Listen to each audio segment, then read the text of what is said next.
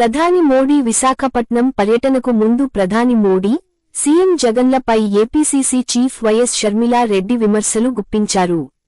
యోగాంధ్ర కోసం ప్రధాని మోడీ విశాఖపట్నం రానున్న నేపథ్యంలో Andhra Pradesh Congress committee APCC chief YS Sharmila Reddy ఈరోజు ప్రధాని నరేంద్ర మోడీ, ముఖ్యమంత్రి జగన్ మోహన్ రెడ్డిలపై తీవ్ర స్థాయిలో విరుచుకుపడ్డారు.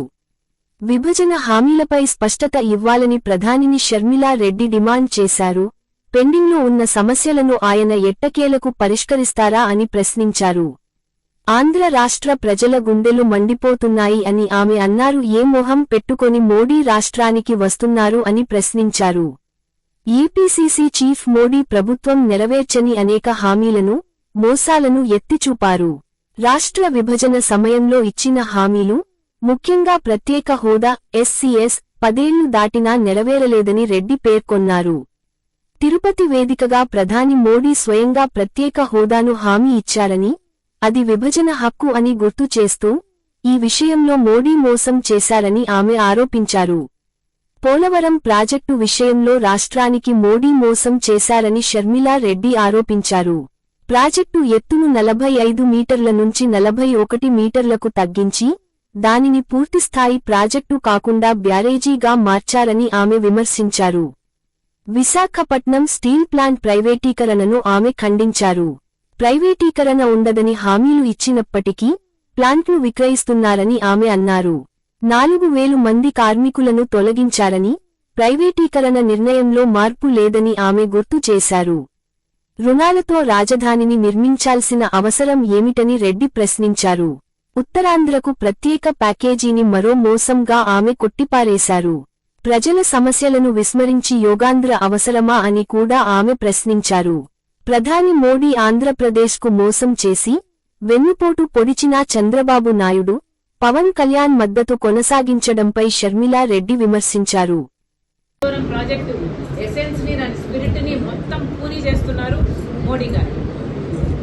పార్లమెంటులోనే ఇది అనౌన్స్ చేస్తే వైసీపీ అయినా, టీడీపీ అయినా, జనసేన అయినా ఏది మాట్లాడలేదు. మాకు 45 మీటర్లే కావాలి అని పార్లమెంటులో నిలదీసిన ఒక్క మగాడు లేడు, ఒక్క పార్లమెంటేరియన్ లేదు. ఇది ఎంత దురదృష్టకరమో ప్రజలందరూ ఆలోచించారు. మోడీ గారు విశాఖపట్నం వస్తున్నారు, సమాధానం చెప్పాలి.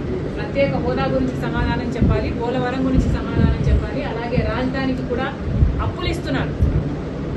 మాకు అప్పులు కావాల్సింది, మాకు రాజధాని కావాలి. రాజధాని కట్టాల్సిన బాధ్యత కేంద్రాన్ని, రాజధాని పూర్తి చేసి ఇవ్వాల్సిన బాధ్యత కేంద్రాన్ని. ఈరోజు మాకు ఎందుకు అప్పులు ఇస్తున్నారు? ఈ అప్పులన్నీ మళ్ళీ మా మీద, మా బిడ్డల మీద పడతాయి.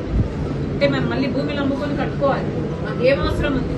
మోడీ గారు ఇవన్నీ సమాధానం చెప్పాలి. విశాఖపట్నం స్టీల్ కు సంబంధించి ఇంతవరకు కూడా ప్రైవేటైజ్ చేయబోము అని చెప్పటం లేదు మోడీ గారు.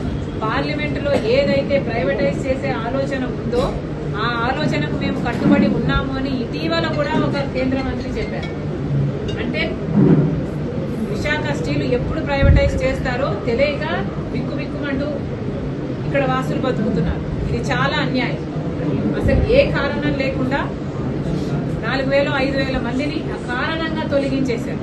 ఇలా తొలగించుకుంటూ పోయి దాన్ని మెల్లగా కూని చేసే క్రమంలో పడ్డారు మోడీ గారు.